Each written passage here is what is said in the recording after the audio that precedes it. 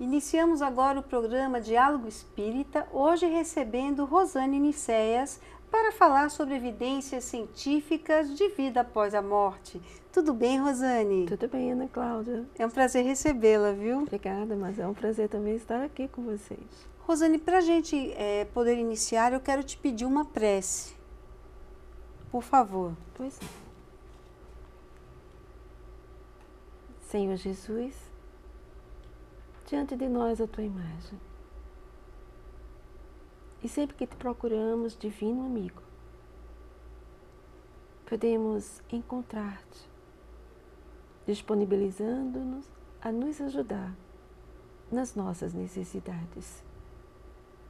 Nesse momento, Senhor Jesus, rogamos as vossas bênçãos para todos que direcionam este programa, mas queremos também vos pedir, Jesus, por cada um que se disponibilizou a nos ouvir, buscando crescer no conhecimento que a doutrina tem nos oferecido para uma vida melhor.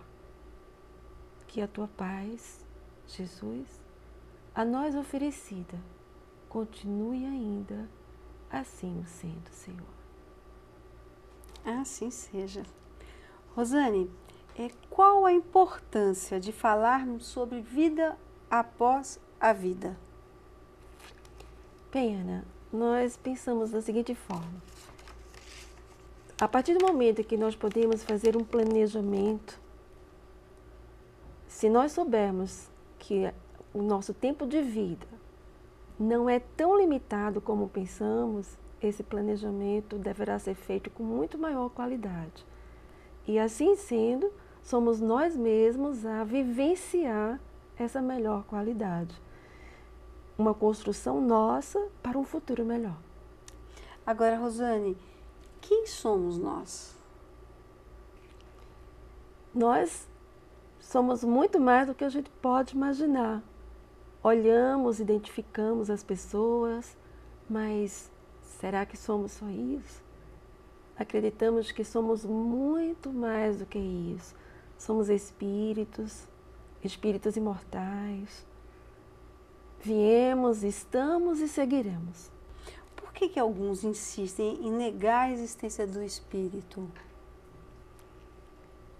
Às vezes a gente até acredita, Ana, que tem muito a ver com a falta de seriedade no assunto, nas suas próprias reflexões.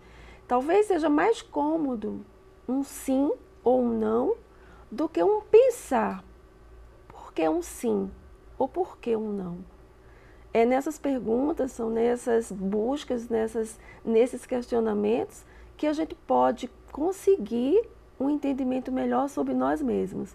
E nós somos muito acomodados. Nós buscamos muito mais a acomodação no aqui e no agora do que realmente pensar num planejamento para um futuro melhor. Hoje a nossa sugestão de leitura é o livro Nosso Lar, A Vida no Mundo Espiritual, de Francisco Cândido Xavier, pelo espírito de André Luiz. A leitura permite antever o mundo espiritual que nos aguarda, quando abandonarmos o corpo carnal pela morte física. Se você tem interesse, esse livro está à disposição na livraria da Federação Espírita Pernambucana. Rosane, continuando o nosso assunto das evidências científicas, podemos provar que os espíritos existem? Ana, existem muitos tentando fazer isso.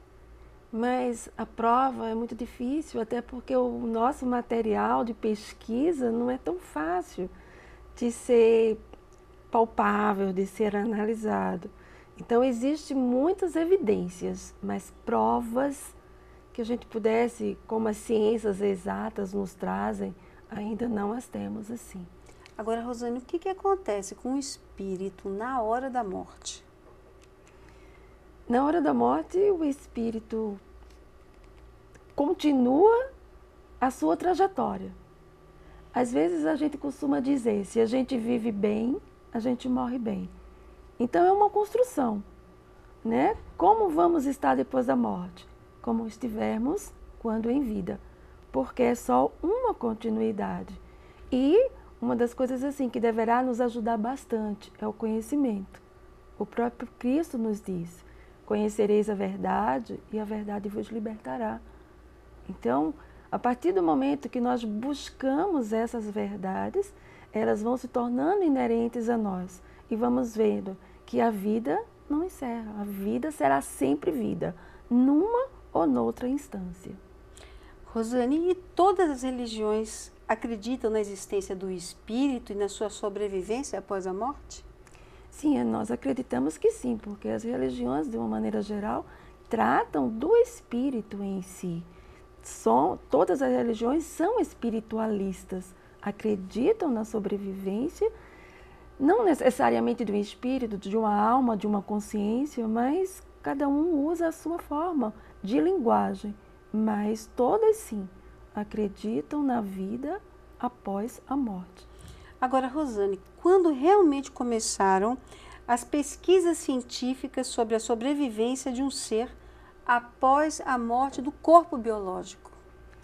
A história, Ana, nos fala daqueles fenômenos que aconteceram na cidade, lá nos Estados Unidos, de Hydesville, né? Onde famílias, mais especificamente 2 famílias, que moravam em determinada residência e à noite eram sempre incomodados com pancadas. Pancadas que lhes impediam de ter o sono noturno comum e necessário a todos nós. Uma primeira família afastou-se dessa residência, chegou uma segunda família, que a história nos conta como sendo a família Fox. Constavam de 2 jovens, o papai e a sua mamãe.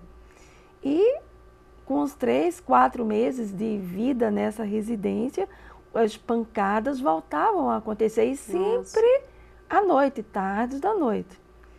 Bom, como os jovens são sempre assim, nas suas buscas, as suas pesquisas, conta-se que numa determinada noite, quando as pancadas aconteciam, uma das jovens resolveu também responder às pancadas. Então, quando se ouvia aquele som, pum, pum, pum, a jovem resolveu também fazer a mesma coisa. Ela reproduzia. Pum, ela reproduzia. E fazia 3 vezes. Se ouvia 3 vezes, 4 vezes, assim sucessivamente. Então começou a ver-se que havia uma certa condução naquilo, não era solto. E inclusive uma das vezes a mamãe resolveu perguntar: responda em pancadas a idade da minha filha mais nova. E aquilo se foi ouvido, a verdadeira idade, né? Então começou-se a ver que não era solto, que tinha alguma coisa que de fato comandava aquilo. Agora, Rosane, fala um pouquinho para a gente sobre esses fenômenos de materialização. Tudo começou a partir desses barulhos, dessas pancadas, que no início eram nos Estados Unidos, mas depois a verdade, como a gente sabe, não é direcionada a alguns grupos, mas a todo o mundo. Então isso partiu para a Europa, para todas as outras partes do mundo. E lá começou na França, com o maior pesquisador da Inglaterra, o maior químico, o senhor William Crookes. E ele começou a buscar realmente, de uma forma mais efetiva, a comprovação de que existe alguma coisa que sobrevive e que tem ações nas nossas vidas. Começou com a pesquisa com o senhor Holmes, e ele simplesmente, o fato dele estar presente numa sala, havia um instrumento musical, um acordeon, que era muito bem guardado, como se fosse numa gaiola, para que não houvesse possibilidades de ninguém tocar para que as notas musicais pudessem sair, mas aquilo acontecia. E as notas no início eram notas soltas, mas daí a pouco havia uma condução, uma nota atrás, outra trazendo uma melodia. Então começou com esse seu Holmes, mas houve depois uma jovem, a senhorita Florence Cook, que é muito interessante. Ela se sentiu incomodada com algumas palavras ditas a respeito disso, e ela resolveu procurar o senhor William Crookes, e dizendo para ele que gostaria de ser investigada por ele. que se colocaria à sua disposição para tudo o que ele quisesse. Que a esposa dele poderia vesti-la como desejasse, organizá-la como desejasse, mas que ela exigiria uma coisa, que se ele encontrasse nela alguma fraude, que ela pudesse denunciá-la, mas que se ele não encontrasse nenhuma fraude, que só nela visse a verdade, que ele também a divulgasse. E essa jovem, senhorita Floresicot, que através dela havia a materialização de um espírito chamado Kate King. Então ela vinha e através dessa médium, a senhorita Floresicot, que ela se materializava.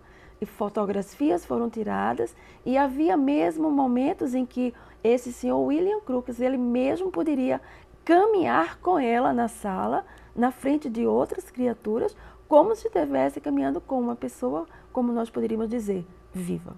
Nossa! Hoje ouve-se muito falar sobre experiências de quase morte, EQM, né?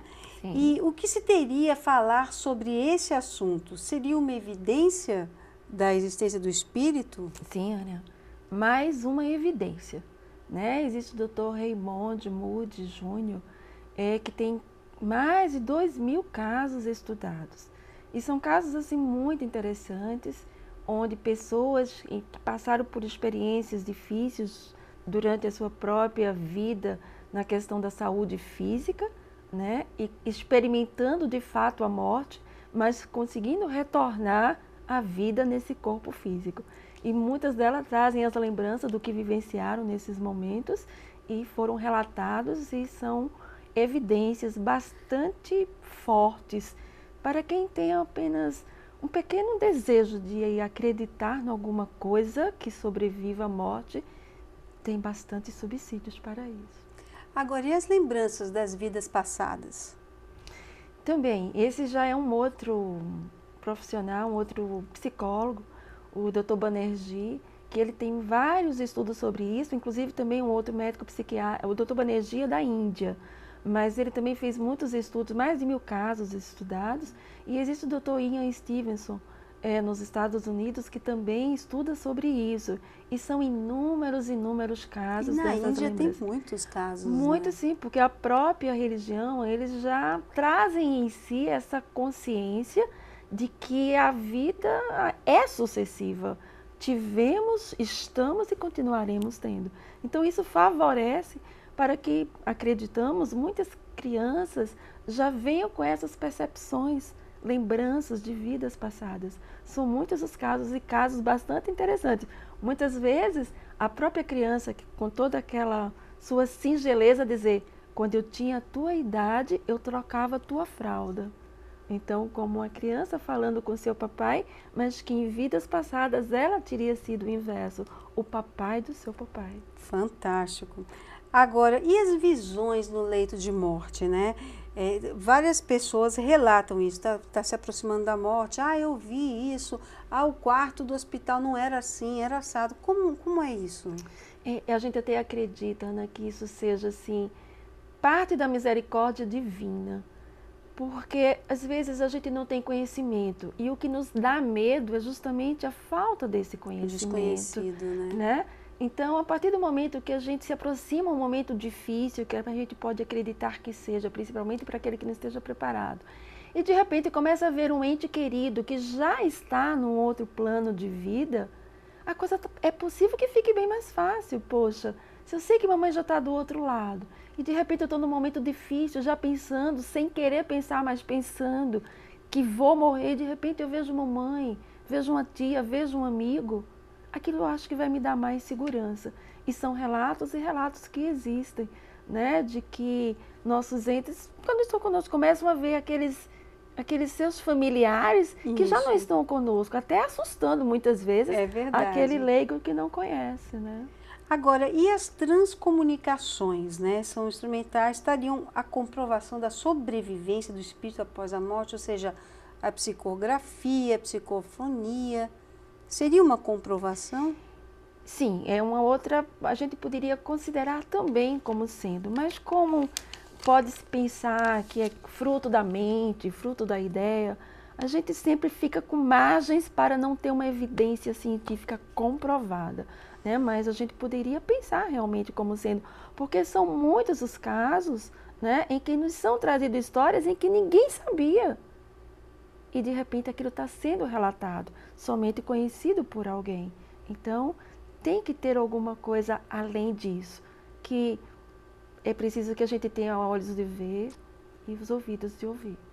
Rosane Nicésia, eu quero pedir para você deixar um recado para o pessoal de casa, uma mensagem para a gente poder encerrar o programa. O que eu poderia dizer para vocês é que vale a pena nós buscarmos nos conhecer. Nós somos muito mais do que esse que nos vemos no espelho. Existe uma essência muito mais forte, presente, viva e que vai se continuar por todo sempre. Então, o autoconhecimento é muito importante. Procure conhecer-se e assim você poderá construir um futuro melhor para você mesmo. Muito obrigada, Rosane. Foi um prazer receber você aqui. Obrigada, Ana. O prazer foi meu. Agradeço o convite e que Deus possa continuar a nos envolver nas suas bênçãos. Assim seja. E você querendo entrar em contato conosco, envie um e-mail para dialogoespírita@gmail.com. Até a próxima. Fica com Deus.